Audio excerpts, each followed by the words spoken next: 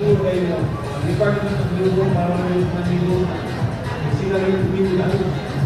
Kahit kita kasi, kamo manigo ginamay pa, mga micro, puros pa, inato. White payroll. Puros sa kayo, puso. Ipugan bali-bali. Nag-insig naman, abali sa kaka. Uy, bababaan mo na ito. Hindi ka pa kasi nasanta.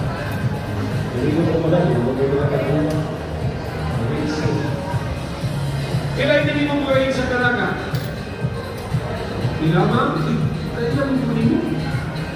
Nananay ka sa nagbayan sa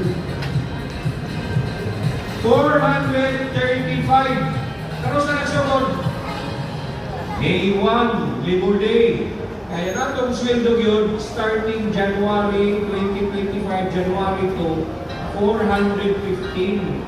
From 385, dipon ang 30 pesos. So, dahil mo 415.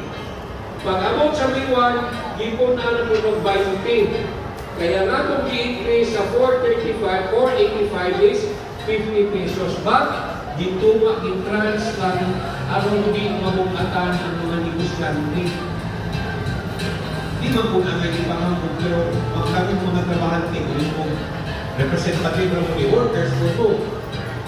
Pag-inipit, kung siguro mo na.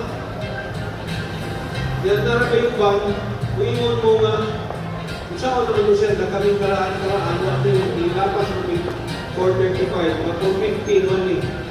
Ang nagsunod na ron 435, bago mo pa yung magsunod, 435. Ikaw 10 years na, 450 ka. Sa nanikitawag mo, distortion na namang dili na makaalayon. Kung ikaw matrabahante, manager ka, supervisor, 15 pesos